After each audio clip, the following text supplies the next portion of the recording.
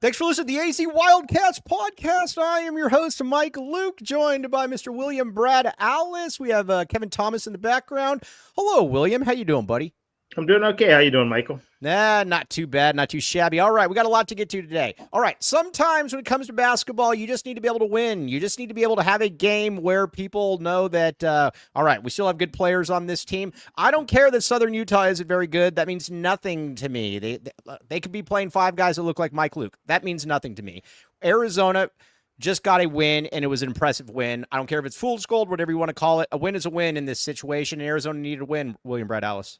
No, it was a win. It was a dominating win. I mean, Southern Utah's not a great basketball team, but it's not like you're playing a sub 500 mediocre basketball team. They were 8-2, and had they beaten anybody? No, not really. They hung in a couple games with some okay teams, but you went out and you destroyed them. And the final score was not even indicative. It was up over 40 at one point. They had doubled them because 30 something's not enough. But they were just dominant. And, I think it was like 22-16. And you're like, it's a little close. And then they went on that 30-something to 8 run. And from there, it was over. Are there still concerns? Absolutely. Because this isn't a good basketball team. They still allowed them to shoot about 35%, which isn't a great number, but it's not an awful number. You would have liked to see it a little lower. But overall, Arizona just kind of toyed with them. They did what they had to do. They got a lot of guys quality playing time, mixed up the lineups a little bit, and overall just played really good, solid basketball. And, they had a week off to work on some things that looked like they did. Right. And now they can prepare for a pretty good UCLA team. All right, now Derek Pivko always knows how to make me feel better about myself. That's a good-looking team if 5 players look like Mike Luke. Yeah, right. Last time I saw that, Sam Darnold was playing Fitzmagic. All right, yeah, I was going to say Ryan Fitzpatrick. Yeah, exactly. Okay, now, when it comes to Anthony Dell'Orso, this guy catches a lot of strays. There will be no strays about Anthony Dell'Orso on this show. He's really grown on me, Brad. I know that he's got flaws. I get all of that. And again, I get that there's some issues there, but I do like Anthony Dell'Orso. I like what he brings, 6-9 from the field, and he likes shooting 3-pointers. I like that. Yeah, I mean, he's got his limitations, especially on the defensive end. But when you can shoot, 75% from behind the arc, a very similar number from the stripe, that's fine. He's a role player. He comes off the bench, he shoots. And if he's hot, you can keep going a little longer because, sometimes you're going to be trading 3 for 2. And by the way, if you have Texas, they just had a huge play. So again, do you want him in your starting lineup? No. Is he your go-to guy down the stretch? No. But is he a guy who can play good minutes, shoot you into some games? Yes. And that's what you want when you bring in a transfer from a place like Campbell. Okay, now we got a lot of reads going on in this one. Why don't we get to our first read, because I have a little story about this. But first,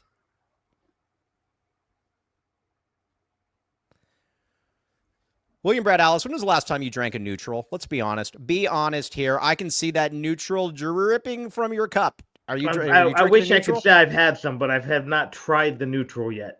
Oh, I have a NUTRL that's still in my refrigerator from probably about a month ago. Hopefully it's not open, because then it's not been opened yet. It has not been opened yet, but knowing NUTRL, it would probably actually been pretty good, Brad. But either way, check it out, NUTRL. Actually, I got that from Bourbon Bent. It just I was going to say, was it one of the parties? Because I know, yeah, it was. I know the NUTRLs go down easy at the watch parties. They really do. They really do. Now, here's the deal with NUTRL. Keep it tasty. Enjoy responsibly. 2024 Anheuser-Busch NUTRL flavored vodka and carbonation, St. Louis, Missouri, just like our friend Kevin L. Thomas.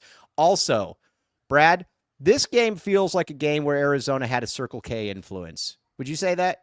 My guess is they some of the fellas picked up a Polar Pop on their way into the stadium. Some of the guys who were trying to add a little girth probably picked up a couple protein bars.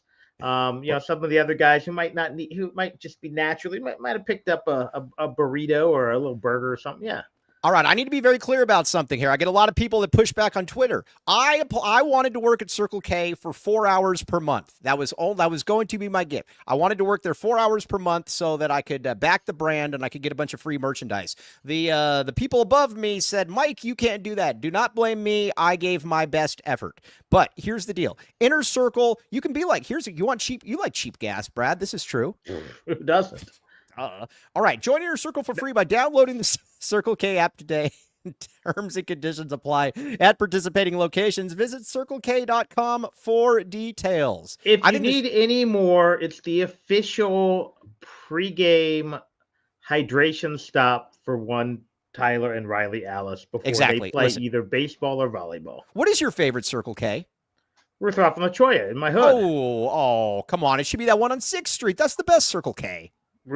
I can, you know how, if I was to get on my roof, I could see the Circle K at Rutherford and La Cholla. The ladies are nice. They remodeled it. But the integrity of the Circle K on 6th Street, though, I think is something that we need to talk about, though. We'll talk about it at a later date. Either way, they would not hire me for 4 hours per month. Sorry, I did what I could. Well, it is what it is. There's certain things that are outside your NIL deal. Yeah, all right, Brad. Now, you're getting us all off topic here. Let's get back to being on topic. Let's talk about Arizona basketball, Brad. Every time we go on this show, you get us off topic, and I have to bring us back on topic. Of course, it's always me. It's always you. It's never me. That's for sure. Okay, now, listen, where are we at with this team? I think that's the question. Let's start with Mo Krivas. Is Mo Krivas just not very good? It's trending that way. I mean, yeah. I mean, I'd love to have it. Go ahead. Sorry. Yeah, at some point, the injury stuff has to be shaken off. And again, I saw him on a bird. You know those like little birds that they go around on. And first of all, I thought he was going to break the bird because he's like 7'8" and he's got one of these birds that's literally like 3 feet long. But I think he's okay. I guess that's more of my concern, though, is that it's just not trending in the right direction. I don't like what I'm seeing. He hasn't made a leap. Yeah. Last year he was good. He was fine, especially for a first-year player that not a lot was expected of. Right. Not only was something expected of him, they essentially traded Ballo for him. Yeah. They basically said, Ballo, leader of men. We can keep one or the other. Now, Ballo's been up and down in Indiana. Did you see he had 18 and 16, though, yet last night? I did not. 6 assists. Well, he is a leader of men and apparently a distributor of the basketball. Yes, exactly. But Krivas is essentially the same guy he was last year. Now, that is my problem with several guys on this basketball team. Yeah. But, he's fine. He's not bad. It's not like it's not like he's gotten worse. He was fine tonight, 4 or 7. He didn't have a lot of rebounds. But he needs to be a guy who's going to be somewhere in the neighborhood of 12 and 6, 12 and 7, not 8 and 2, 10 and 2. Yeah, and I think that's more my concern is that you needed somebody in there, somebody with girth, somebody that was going to, really like show what's going on. And Awaka's been better than him. I mean, I don't really know what else to say. Awaka's been better than him. Yeah, you almost wish you could meld the two. Because Krivas, even with not making the leap, is still better offensively. Hey, is Awaka? Hey, you know what Awaka is? And I was Awaka. You know what Awaka is that I just figured out? I didn't figure it out. I said this like a month ago. But Awaka is basically a better Gene Edgerson. He really is. He's just better at everything than Gene Edgerson. He's got like the bike knee pads. Like that he's going to go like flying into the stanchion at some point. He's going to give it his all. I was talking to someone about this, and did they agree? No, we were kind of we were brainstorming back. Is he what Mo Tangera would have been had he not blown out his back? Yeah, Mo Tangera would have been better. Mo Tangera was also like 6'10". Awaka's like 6'6". True story. Yeah. I discovered Awaka at Culinary Dropout. You discovered him there? I didn't discover him, but hey. And then you passed him on to Tennessee? Hey, do you know this story? No. So we were at Culinary Dropout, and Jack place. Murphy. Yeah, that's a very good place. I like it a lot. It's very tasty. But we were there, and Jack Murphy was there with some coaches, and Awaka walks in, and he's there, and I'm looking, I'm like, because I didn't know who he was, and I'm like, who is this? So I text Murph, and I was like, hey, Murph, you're a U of A basketball coach. Who's the guy that you're sitting next to? And he just looks at me, and he starts looking around. He's like, oh, where's Mike Luke at? And then, so then he sees me, and then he pretends that he doesn't see me, and he like looks up at the ceiling, and I'm like, no, Murph, you're not getting out of this one. But no, that's where they took him. Culinary Dropout, though. Very glad that they must have had a good meal because it decided to bring Tobe Awaka here to the U of A. Yeah, he must have liked what he had there, and maybe they played a little of the table tennis or a little. That place is fantastic. There's so many different things to do at that place. Yeah, it's fantastic. I have.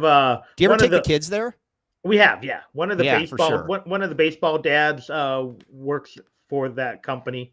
on Tyler's baseball team. So it's always a good time, supporting them. They've supported Floating Wells Little League a little bit. Hint, hint. Thank you to Culinary Dropout. I was going to say Culinary Dropout. Very, very good work right there, William Brad Allis. Thank you. I try. No, I was going to say.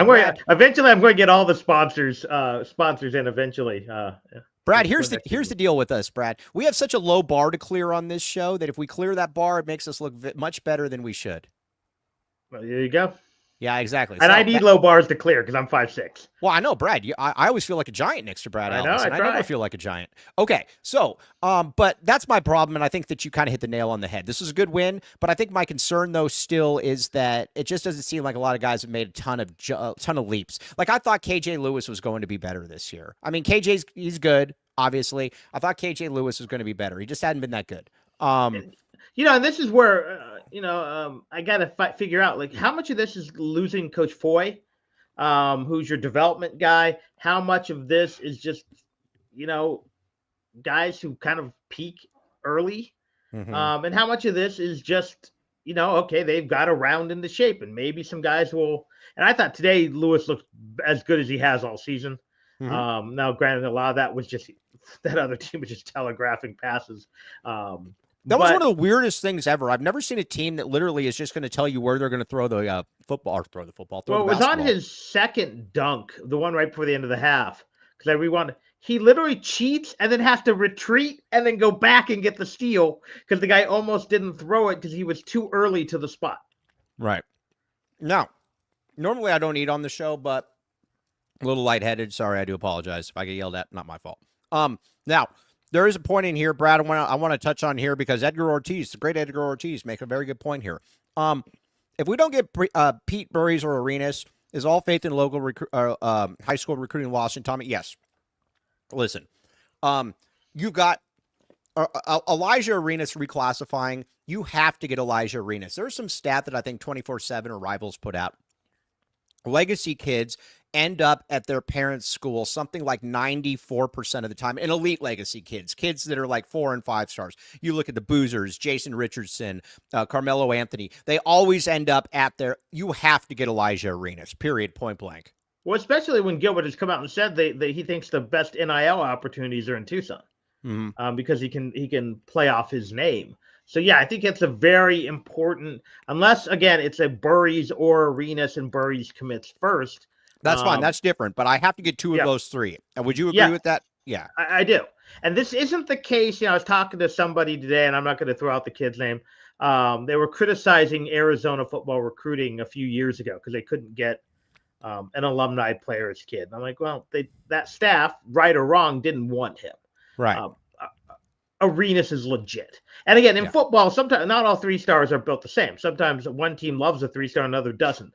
Typically, in a 5-star, you're going to love a kid, especially when he's a scoring guard that can fit into any kind of system. It's not like, oh, well, Arenas can only play this. No, he can play any system. So, yeah, if they want him and he is, if they want him, they need to get him. Again, if they get Burries and have to pass on Arenas, that's different, but they have to land him. They have to land him. And, again, we talk about, and we're going to get back to the game here in a second, Koa Pete. There has never been a player in college or since the Loot era that has been recruited from the very beginning of their high school career or early on that Arizona has not gotten.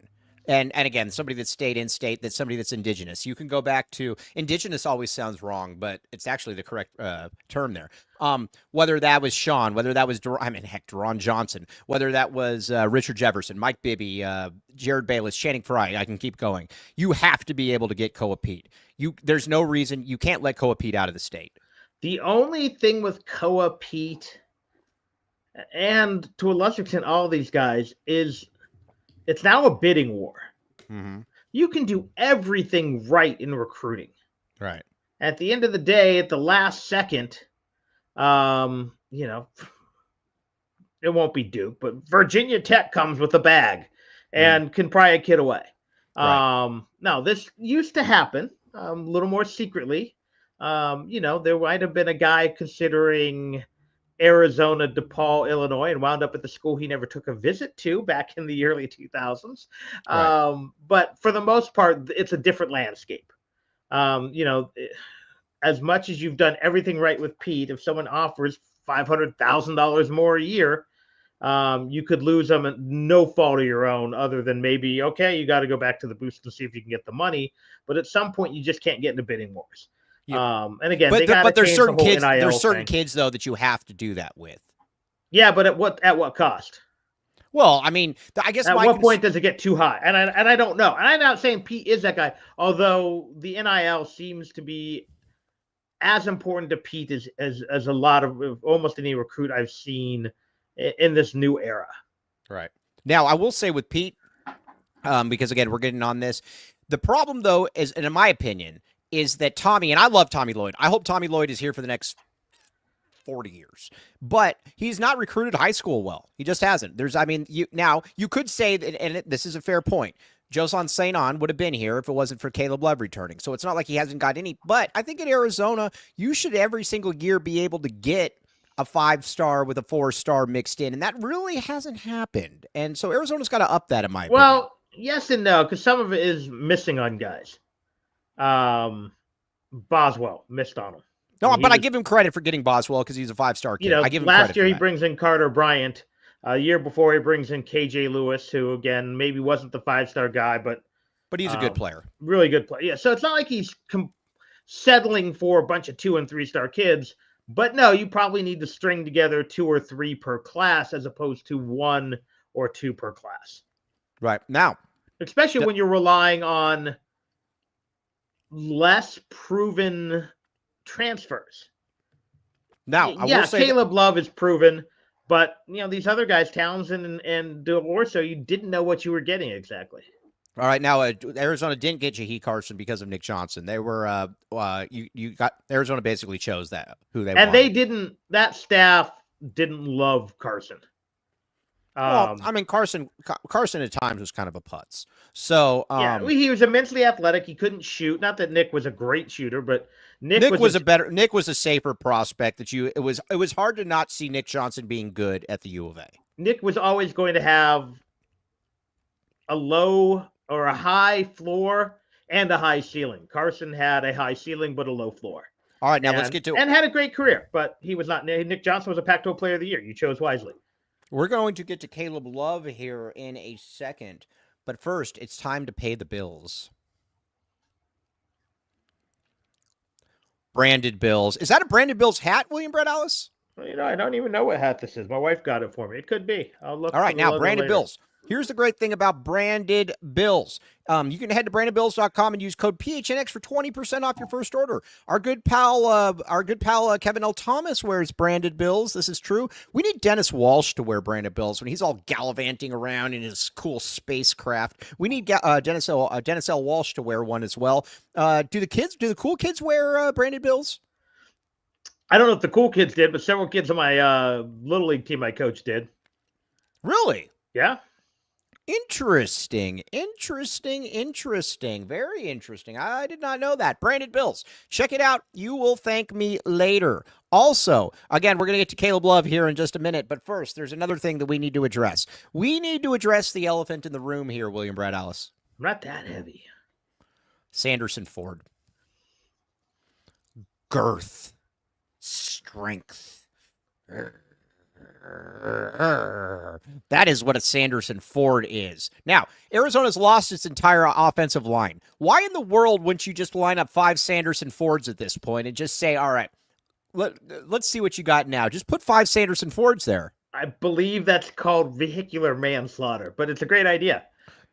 Yes, exactly. But either way, Sanderson Ford, we can all agree that it is girthy and strength. We agree with all this, right?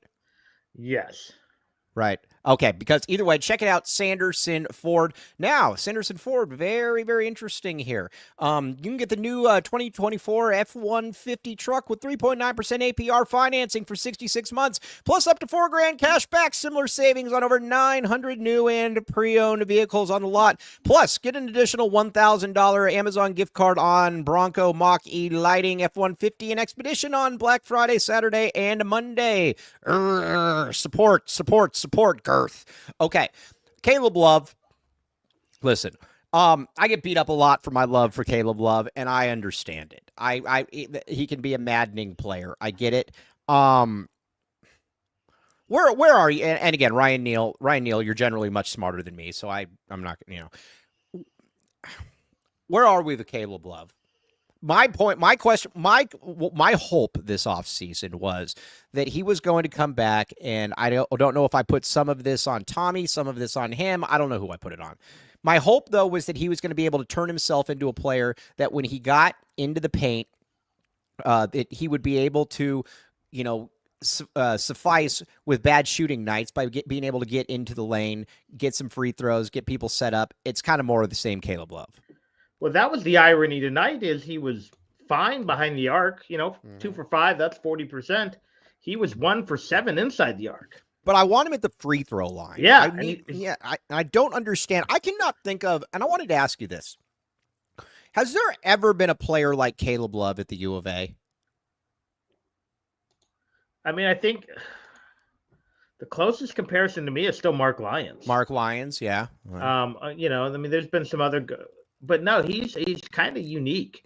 And again, he got the line 3 times today, 3 for 3. That shows you he's a potent 3-point or foul shooter.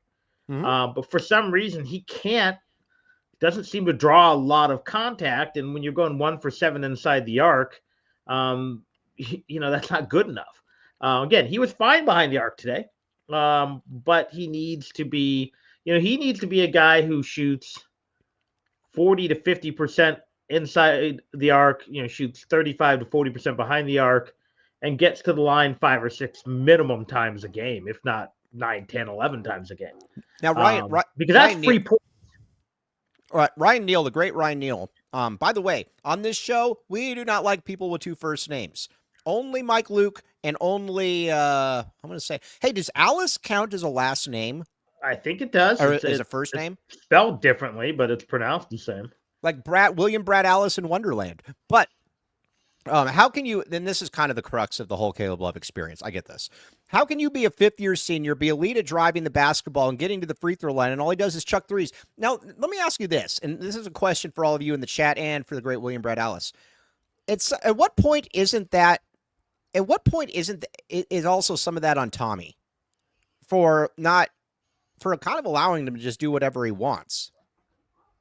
Yeah, I think you do. There's some criticism of Tommy. Again, today he was inside the arc more, but he wasn't getting to the line. But yeah, overall, this is a guy who needs to, in many ways, he needs to play more like Jaden Bradley.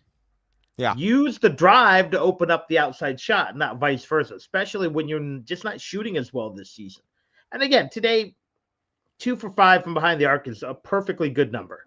But again, the 1 for 7 inside the arc is not.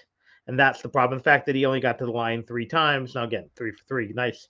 But no, he needs to be 8 of 9 from the line.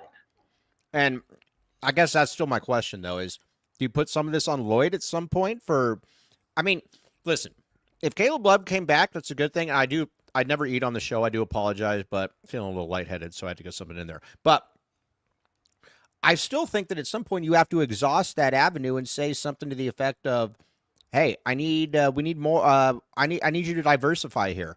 And there hasn't been really any of that. Well, and I think what you also have to stress is if he's going to have a pro career, it's going to be because of that. His ability to score from different parts of the floor, his ability to be a drive and dish guy. And he's just not doing enough of that. Now, Dennis Walsh. You're wrong, Dennis Walsh. He's a bad version of Bayless. Bayless drove to the hoop every time. I wish Caleb Love would do. I wish he was a bad version of Bayless. What are you talking about, Dennis Walsh? But, okay, now, let's talk then a little bit about Jaden Bradley. William Brad Allis, you get a lot of credit for Jaden Bradley because you liked him before Kylan Boswell, and you never deviated. I like Jaden Bradley. Yeah, I mean, he was a good player. I last year wanted to see, and again, I didn't think Boswell was going to struggle as much as he did last year, so I can't take all the credit for that. But I want to see Boswell play off the ball more with the ball in Bradley's hands. And Bradley's not a huge assist guy, but the offense just runs well. It just doesn't it? Yeah, it just flows better. and part of that last year was, I think, Pelle Larsson also being a guy who facilitates offense without garnering huge assists. But it just runs better when Bradley has ball. So this year, the hope was that he could up the assists a little bit, and they're still not great. I think he had 3 today. But the irony is, KJ Lewis has 5 coming off the bench. Caleb Love adds 3, and suddenly you have, as a team, was it 29 assists today? Yeah. And your point guard only has 10% of them. So that just shows you how well the offense is moving when a guy like Jaden Bradley's out there. So then again, let's give Conrad Martinez some credit too. He came out and played some more minutes than he's used to, and there wasn't a huge step down. Granted, Southern Utah is Southern Utah. Today they probably should have been Southern Utah College because they suck. But it is what it is. But yeah, the offense was moving well, and Bradley does that well. And right now, Bradley has kind of been Arizona's most consistent player, if not best player. And part of it is he adjusts his game to what the team needs or what is there. So if you need him to score more, he's going to score more. But at one point, they were up 20 and he hadn't scored yet. And I'm fine with that. A point guard doesn't need to. He doesn't have to force the assists when they're not there. He plays good defense when he needs to. So he's just a versatile player who has a very nice feel for the game. My problem is still this, and I'm going to keep coming back to this, and I'm going to keep coming back to this and keep coming back to this. I don't care what the percentages say. This team still does not defend threes. I don't know why it is. I don't know what the philosophy is. You know what I've never understood? And again, this is a there were certain things about Lute Olson that, I hated how he used his timeouts. He never used a timeout to stop a run, ever. I mean, that was best encapsulated by the Illinois game. But I have never seen a coach that is a good coach. There's no doubt about it. Tommy Lloyd is a good coach. Anybody says not a good coach is an idiot. But I have never seen a coach that clearly does not care about defending the 3. It's baffling to me, William. I think every coach has their blind spot. But this isn't a blind spot. This is ignoring the sun in the morning. But I think his thought is if we do everything else right, 9 times out of 10 teams aren't going to hurt us with the 3 enough. But they do. They always hurt Arizona with the 3. I didn't mean to yell. No, and again, I'm not telling you what I think. I'm telling you what I think he thinks. Or because it's stupid. If you look at it, again, he wins way more than he loses. Agreed. So it has worked.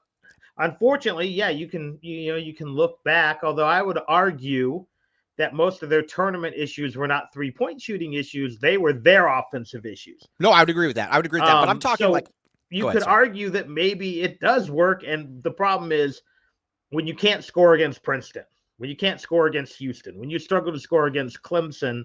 It didn't matter your 3-point defense, and if it cost you a couple games here and there. But that's my assumption of what he thinks, and it's kind of you disagree. You disagree with this, though. I do, because if you look at modern basketball, especially in the pros, it's all predicated on the 3. It's a percentage thing. If you shoot, 33% from 3, it's the same as shooting 50% from the field. Okay, now let's talk a little bit then about this. Casey Kennedy. By the way, Casey Kennedy, put that back up there real quick if you would. He is a very, very good musician, by the way. Check out his work. But Bayless and Jordan Hill under Tommy Lloyd would have been so much fun. Not as fun as it was under Kevin O'Neal, my friend. Let's not forget the Kevin O'Neal years. I don't think Kevin O'Neal gets enough credit in this program for what he did and the entertainment value that he brought, William. You mean ruining Jamel Horn? Oh, Jamel Horn was Jamel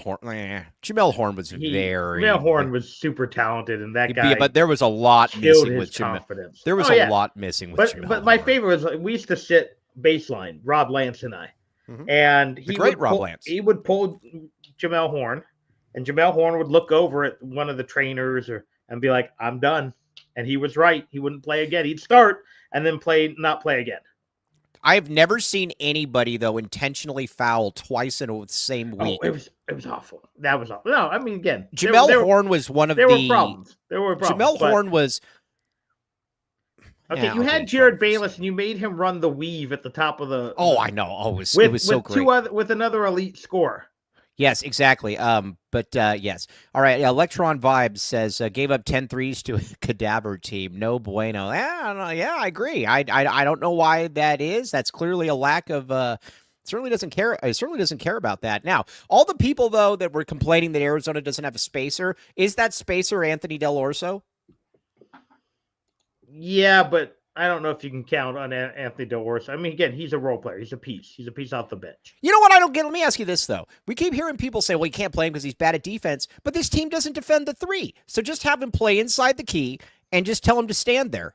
But that's where he struggles to defend. Guys blow by him. Well, I know that's why you tell him to play way off because we're not going to defend the three anyways. I'd actually much rather have the opposite. I'd much rather just put him on top of the key and say, well, at least no one's shooting here because he's a tall enough kid. Just put his hand straight up.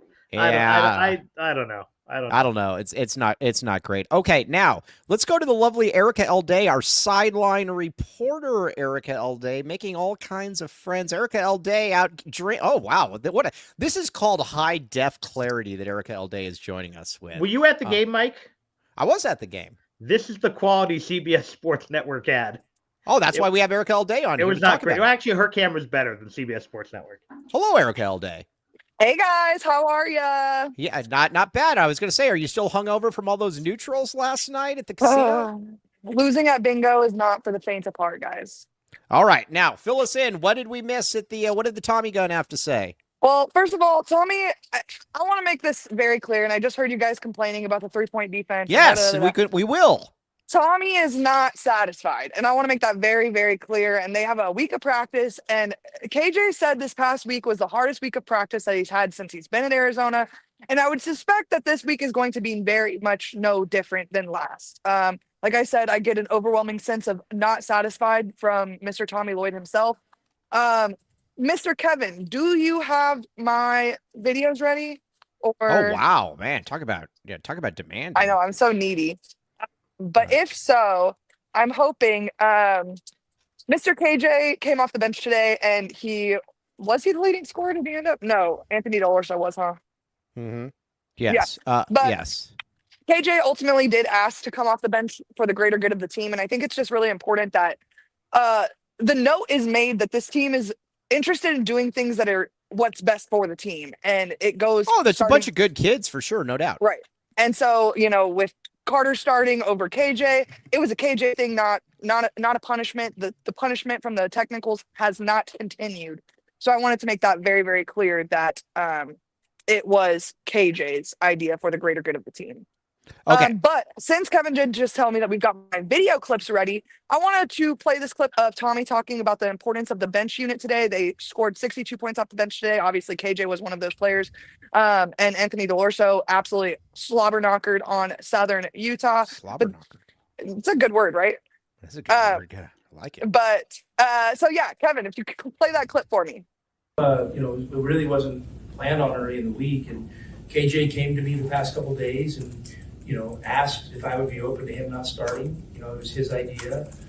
He just felt like maybe would give other guys some opportunities to get some confidence and kind of put him in a role similar to Pella played a few years ago for us. And so I'm really proud of KJ. And what's cool is you don't always you make a selfless decision. You make we call it our program an us decision. You make a program for the greater good. A decision for the greater good. You don't always get rewarded right away, but he came up and got rewarded tonight, and I thought he played extremely well, and I'm glad he got rewarded because I think that was a very unselfish ask of him to come off the bench. Like I said, like you said, Mike, all good people on this team. Yeah, they are all good people. That doesn't take away from what I don't understand why they don't defend the three. It's very easy. Oh, Edgar Ortiz, very good point. Instead of a slobber knocker, how about a girth knocker? Is that a new name for Mr. Awaka? Because Toby Awaka goes up, and that's the girth knocker. Oh, well, that's. I think that should be exclusive for Mr. Awaka. Yes. All right, now Erika Day. You said that this was the hardest week of all for Arizona men's basketball. Real quick, then we get back to this. The Lady Cats, the Electron Vibe says, what's the deal with the Lady Cats? Is it going to be a hard week of practice? I sure hope it's going to be a hard week of practice. I'm going to say this about the women's basketball team. They are now technically going to be the third best basketball team here in the great state of Arizona. And that should just simply not be the case. This is a storied program that went to the national title game less than 5 years ago. At the end of the day, like, they should not be dropping in skill as much as they are. And, like Mike said to me on the show yesterday, there's 3 McDonald's All-Americans on this team. And to lose in the way they have is blatantly unacceptable. But that being said, there's been a lot of injuries early in the season. And I don't mean to sound like I'm making excuses for Adia and company. Oh, but you are. But I am. So. Yeah. All right. Erika L. Day, we very, very much appreciate you, Erika L. Day. Very much appreciate you. I hope you guys have a great rest of your day. TTFN, nurse that hangover there, kiddo. Whatever, bye. See ya. Okay. William. By the way, GCU is the #1 team in the state for women's basketball. They beat ASU as well. All right. Hey, quick question. When it comes to Arizona women's basketball, are they the 3rd best team or 4th best? Like, is Arizona Christian good?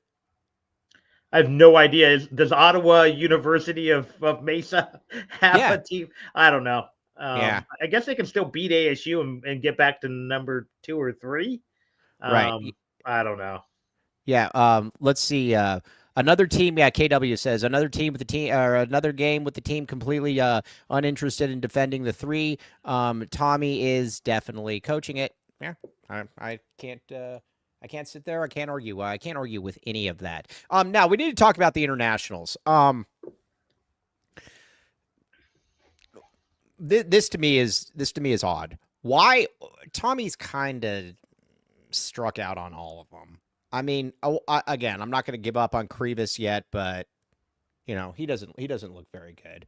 See, I'm going to disagree with you slightly, and I mentioned this last time I came on. Most of them are as advertised. So why are you bringing them in then if they're not going to contribute? None of them have really been recruited to be the stars of this team. Remember, Philly B was supposed to be a developmental guy who might develop. Adama Ball was raw and no one was sure. Krivas was the second of the 2. If anything, you could say maybe Maruskis was a disappointment. But none of these guys were really, from my recollection, brought in to be star players. One guy who might be closest there was some hype on Vasar, but most of these guys have been brought in to be starters, to be contributors, but not necessarily the stars of the team. Right. Granted, Bala was a transfer, Larson was a transfer, but they were, I would say they played a little bit beyond what they were at their previous school. So I think you can be disappointed that none of them have blossomed into stars. But at the other time, Sam, none of them were really brought in to be stars, because anyone who's supposed to be an All-American caliber player is going pro right away anyways. Well, right, but you just haven't, I guess let me rephrase. You just haven't got any contributors, and this was supposed to be his thing. This was supposed to be, and like real contributors. Like, this was supposed to be his thing. Again, I think he's bringing in depth and role players. Unfortunately, most of the transfers you've gotten, again, we're complaining about a coach who's been nothing less than a 2 or a 3 seed. But I think there is some concern that he hasn't been able to bring in a difference maker. Whereas, Matherin and Tabellos are better than anyone Lloyd has brought in, and both of them were Miller guys originally. Right. So from that standpoint, I agree with you. But it's not like they all came in as this guy's a 1 year, he's going to go right to the pro. No, they kind of came in as advertised. And unfortunately, they've remained as advertised, if that makes sense. Yeah, that's fair. That's fair. They just haven't really matured. Now, this team going forward, going into the Big 12. I got another question for you, though, if you want to play. Ball, really good in the WCC. I almost thought you said in the WNBA. Morauskas, very good, but they don't do it here, so it doesn't matter to me. No, does Tommy just know how to bring in guys who would have been good in the WCC? Well, I mean, that might be. Not that Gonzaga couldn't win big games, but at the end of the day, 66% of their basketball games were in the WCC. Yeah, I mean that's a very fair question there, William. I don't know the answer to that one. So. But now going into the Big 12, but I do have a bold prediction here, a bold prediction. I do think that Arizona is going to. I do think they're going to win out the rest of their out of conference. I said it before. I said it again. I feel very firm in this. What say you, William? Yeah, they should. I mean, obviously UCLA is still a pretty good basketball team, but I think Arizona has more overall talent. And that's why I'm not ready to push the panic button. I know where it is. It's shined up. The little lid's off. But yeah, no, it's there. It's there. We know where it there. is. But I'm you kind know, of and at the again, same point. look across the Big 12. Teams are losing games. But that's college basketball right now. Teams are losing. I mean, UConn's so shook that Hurley never wants to play another multi-team event ever again. I mean, it's just a weird year. Right, for you sure. know, Creighton goes and beats Kansas, and then at one point was struggling. I think they ended up winning pretty big by the end of the game, but you know, they didn't look great. So it's just going to be one of those years in college basketball. And you know, would it shock you to see Arizona and Houston figure it out? No, but here's the thing with it also Houston. wouldn't surprise me if they finished 9th in the conference. But here, I guess here's my difference though with Houston though is that Houston has lost. Haven't they lost like all 3 of their losses are like top 10 teams, and they were all 5-point games. Whereas like Arizona's losing to teams that aren't even ranked. Yeah, but they're good teams. Yeah, that's true. I mean, what's West Virginia? 8-1, something like that. Oh, speaking of West Virginia, have you seen how bad Kerr's been this year for Kentucky? He has a mustache though. Well, dude, he's averaging 4 points on 25% shooting. I was right on Kerr. Yeah, no, I mean, I was surprised he went there, but you know, they seem to actually like him there. So, but no, I mean, West Virginia's better than their preseason pick. Obviously, Wisconsin is now a top 10 team. Now, granted, they were handled by Wisconsin, they were handled by Duke, but those are 2 really good basketball teams. What about Oklahoma? They what about need West to Virginia? figure it out. And I don't know if they're going to figure it out, but they have the talent to figure it out. Whether they do or not, I don't know. Yeah, you know what? We do need Dylan Anderson on this team. I agree with you, Edgar Ortiz. But I will say this. I am not as out on this team as others are. I still think that Arizona has a chance to figure this one out. And no, I don't want Kylan Boswell. Let us not start with this. Don't want Kylan Boswell. Now also, you know what? Why don't we get to some more reads here?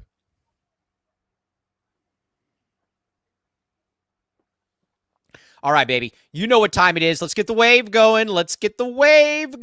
Woo-hoo-hoo. Everybody get in here. We got a lot of people that are slacking on the wave. They're just trying to type in wave instead. Get the wave going, everybody. The Gila River Resorts and Casinos. What kind of experience is it, William Brad Allis? Isn't it fun and immersive or something It's like a that? fun and immersive experience. Oh, come on. There's only 2 waves in here so far. Come on. All right. Now, Brad, if you're looking for a fun and immersive experience at the Gila River Resorts and Casinos, check it out, my friend. All right. We got more coming in there. And you can see it from the highway. You want to know why you can see it from the highway? Because you can see the wave, and everybody likes the wave. Oh, that's a good wave. I like that wave. That's a very, very good wave there, William Brad Allis. Edgar Ortiz, good job with the wave. Brad, have you been to the Gila River Resorts and Casinos? I have not. I've been to the shops there, but I've not been actually in the casino. Oh, you should go there sometime. I think you'd like it. I'm sure I would. It's just carving out time. Yeah, it's just carving out time. But I have to do the full fun and immersive experience. I just can't go for a couple hands of or a couple slots and leave. I gotta have fun and immerse. This is a much better wave performance than we're seeing right now. Kevin L. Thomas, I need a favor. Eddie O's leading the way. What's that? Yes, he is. Kevin L. Thomas, I need a favor. Can you actually text me that read? Because I will get back to that one. It is not on my list that I printed up. I do apologize. I do apologize on that. Good job there. Good job there, Edgar Ortiz. I will get back to that. I know I'm messing something up there. Now, let me ask you this. This roster construction, what do you think this team's upside is? How good, if everything clicks for this team, how good can this team be? Final Four, if everything clicks. Right. That's about 8 guys who aren't clicking. But they do have. They got talent. That's what I keep coming back to. They got talent. And they have a variety of talent. You have length on the perimeter. You have guard play. You have size inside. You have athletic, bigger guys. Townsend's not huge. You have everything but perimeter defense. Yeah. But that's by design, not having perimeter defense. They've got to have multiple things click. And that's the concern. But there's enough talent that this team, and again, I've been watching Arizona basketball since the early 80s. I've seen this before. Usually I was used to Lute, who would be really good out the gate, then have struggles about this time of year, and then he's Tommy Lloyd back into shape. So All right, this now year Tommy's having a little bit earlier struggles. All right, Junell Thomas, the lovely Junell Thomas. Thank you for producing Kevin Thomas because he is a immaculate producer. All right, here's the deal, too, with Rate Bowl. Yummy, yummy in my tummy. Get ready to huddle up at Chase Field for college football postseason action as the Rate Bowl kicks off at December 26th at 3:30. Here's the deal. You can get game tickets, premium experience, and reserved parking at are all available. Get yours now at ratebowl.com. Join us again for a football game in a Major League Stadium park, making one of the most unique and fun atmospheres in sports. Got family in town for the holidays? Huddle up and bring them. At Rate Bowl, you will thank me later. Okay, yes. All right, now. There will be no Murph slander on this. Murph, these guys that Tommy's bringing in, quite frankly, are more Tommy guys. Murph was the one that was bringing in the guys for Sean. That was his connection. He was the one bringing in to Zoo. He was the one bringing in Ben Matherin. So, I love Murph. There will be no complaints about Murph on this show. William Brett Allis, you agree with this? Yeah, and I've known Murph since he was a student assistant, and let's just say he was enthusiastic then. There might have been some text chains like, hey, I'll tell you a funny one. Yeah. So, tell me all the Murph stories. I'm here for everything. Arizona Murph was a little short on, I forget what happened, but they were short on coaching. So Murph was doing some behind the scenes stuff. And I go to the old Pangos camp back when it was at that warehouse. Oh yeah. I was at that one. Yes. And I walk in and Frank Burleson was there. And he's like, hey, go look at this kid over on the other court. He's pretty good. Just tell me what you think. I'm like, man, he's really good. It was James Harden. So I text. I'm like, hey, you guys know about Harden? 5 minutes later, here's a 6'7" kid going coast to coast behind the back. It was Jamel Horn. A few minutes later, there's these two big white centers just. Why is it always about race with you? It was Withy, and it was the kid who ended up going. I think he went to Gonzaga. He ended up not having a great career. He had all kinds of injuries. Arizona's in on all of them. A few minutes later, there was like 9 kids Arizona ended up getting involved in. And every time I texted Murph, it was either like, I know him, you got to tell Josh. I know him, you got to tell Josh. Yeah. So Murph was in on it. I mean, it was Murph's it was a treasure. People don't realize how hard Murph works. Murph is you've seen the Back the A video that I have with Murph. Yes. Right? Well, and I don't know if it's still there because I haven't done recruiting. Murph used to be a top 3 scorer from his Chaparral High School in Vegas or Coronado. He's up on the wall. I don't know if he's still on the wall, but Murph was a really good basketball player too. Interesting. Murph, I did not know that. I don't know about if he's still Murph. on the wall. I don't even know if they have I don't know where the recruiting events in Vegas are anymore. Right. It's been over a decade now since I've done that. But Murph was on the wall. Interesting. I did not know that. And yes, Junell Thomas, thank you very, very much for this. Now I'll tell you the one thing that concerns me about Arizona's staff is not necessarily a recruiter. It's a disciplinarian. Yeah, there is none. Because back in the day, that was KO's role, ironically enough. Yes. Hey, would KO be good on this staff if he was just a disciplinarian and he wasn't involved in any strategy? I don't know. I'll tell you the guy, personality-wise, who was the greatest disciplinarian because he knew how to handle each kid, was actually Rodney Tension. Because Rodney knew when he had to go be the friendly uncle, and he knew when he had to drop the MFs on you, and he knew when he needed to put an arm around you, and he knew when you needed a kick in the butt. He was a master at that. And that was the same thing when he recruited. He knew when he had to go in and charm mom, and he had to know it when he had to go in and figure out the secret handshake with dad. And he knew when he had to go, charm. And charm, I don't mean like charm, kiss in the hand, but the AAU coach. And he knew when the high school coach was the guy. He knew how the game worked, and he knew how to be a different guy. Was he Book Richardson without all the nefarious practices? Yeah, although he could turn on the eloquence a little bit better than Book could. He could walk into the private school and charm the chancellor, and then go around and charm the uncle who was maybe not so eloquent, shall we say. He knew how to recruit and how to be what you needed him to be. Yeah, I like this. This is fantastic. Yes, this is wow. Okay, very, very interesting there. I would say this, Gary, your question, Murph recruits better than Rosborough ever did. Rosborough was not. Hey, Rosborough didn't like recruiting. Although he will tell you he brought in a top 25 class when he was at Northern Illinois. No, he'll also tell you something else. You know who else he brought in that he was directly responsible for? I'm sure you will tell me and I will remember the story, but Travis, spelled with an E. No, yeah. Wilson. Travis Wilson. Yep. Yeah. Traves. And he thought that he was better than Ruben Douglas. He was not. It's funny, when Travis Wilson hit the court here, I looked at him, I'm like, what the heck is this? This guy's like 6'2", 235. Not good. Didn't want him, but he was from Moline, Illinois, though, so you got to pick him up. Electron Vibes, I will give you guys this. I am a Kenny Dillingham fan. He should be the National Coach of the Year. I will give you that. What say you, William Brad Allis? Do you agree? Yeah, put that in your thing. I think a month ago he was the third vote getter for Big 12 Coach of the Year, and now he would be my pick over Indiana for National Coach of the Year. Yeah, because here's the thing, dude. The Indiana guy hasn't beaten anybody. At least ASU, they've beaten a few people. So no, but you should be a win better at ASU than Indiana. But no, okay. He's done a great job. Again, the thing, and I said this the day he was hired at ASU, it will be interesting to see what he does there compared to Arizona, because he wanted the job when they gave it to Fish. He had booster support behind the scenes. He had a staff put together.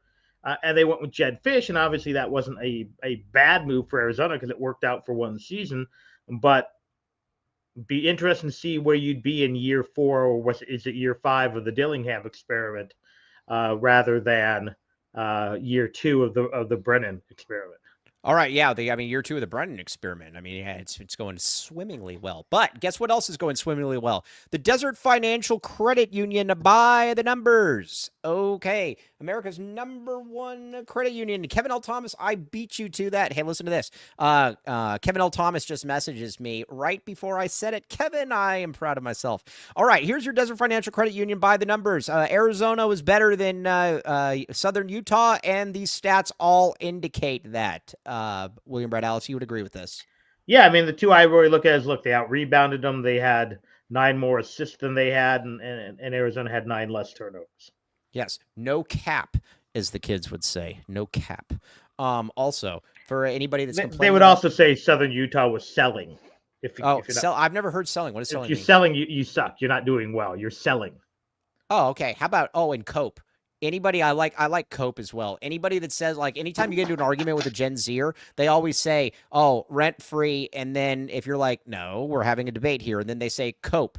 And it's that is not those two are actually not ones my kids use. They don't use Cope. Good. They don't use Cope. They don't use rent free. You raised I was gonna say you raised kids with character. I get selling. I get that's all selling stupid. Let me cook. Do they say no cap? Yeah, sometimes. Yeah, fire. That's fire. Yeah, whatever. But yeah, I don't know. Cope really annoys me. I don't like Cope at all. All right, now. It is time for the player of the game as well from Mr. Kevin L. Thomas. All right, back the A+ player of the game, powered by NUTRL, KJ Lewis, 15 points, 8 rebounds, 5 assists.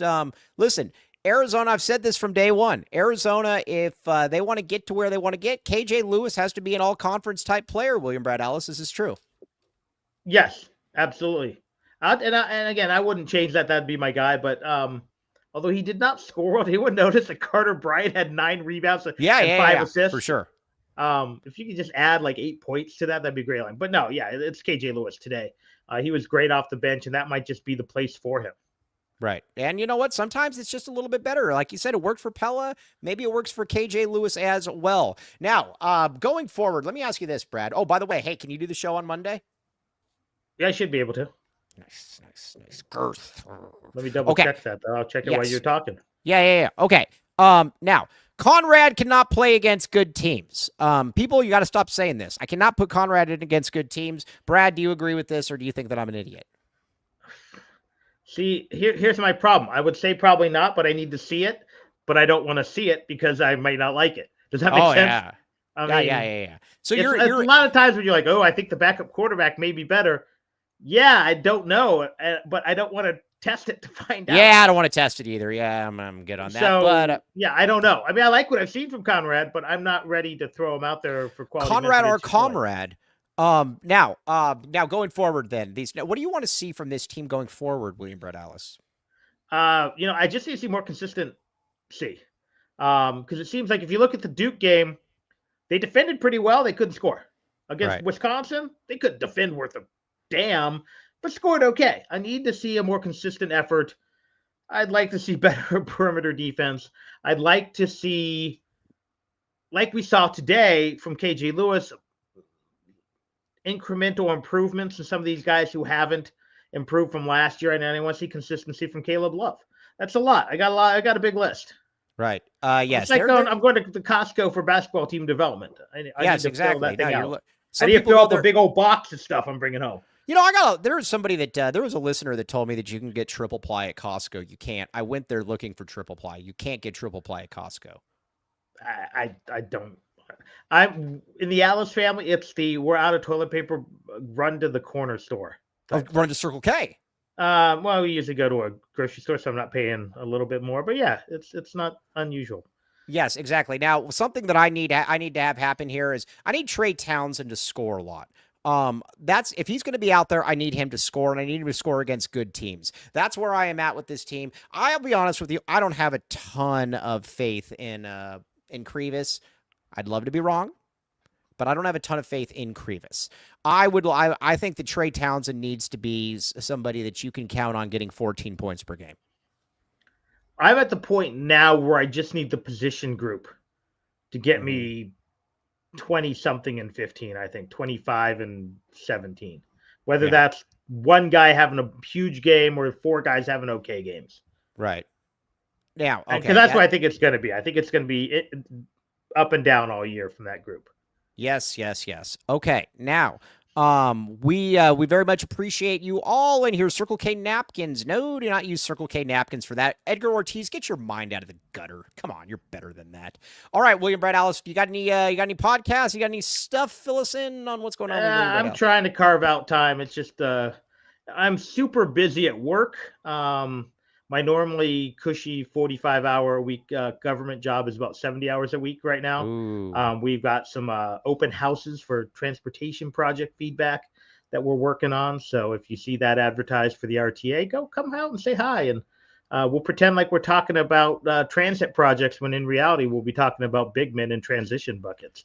Exactly. Oh, big man in transition buckets. That's like when our good pal Ben One White talks about tight ends. It's a tight end whisperer, Ben One White. Okay, now. Yeah, we will be back with you on Monday as well. Very, very much appreciate you all. Dennis L. Walsh says, back the A, back the Brad, Luke, back the fashionable Kevin L. Thomas, back the missing Ted Wardo. Yeah, Ted Wardo's at his grandparents' house, so I'll have to bring him back. Anyways, on that note, though, very much appreciate you all. Back the A. Thanks for Kevin L. Thomas in the background. You've been listening to the AZ Wildcats postgame. We all silly like the mayor.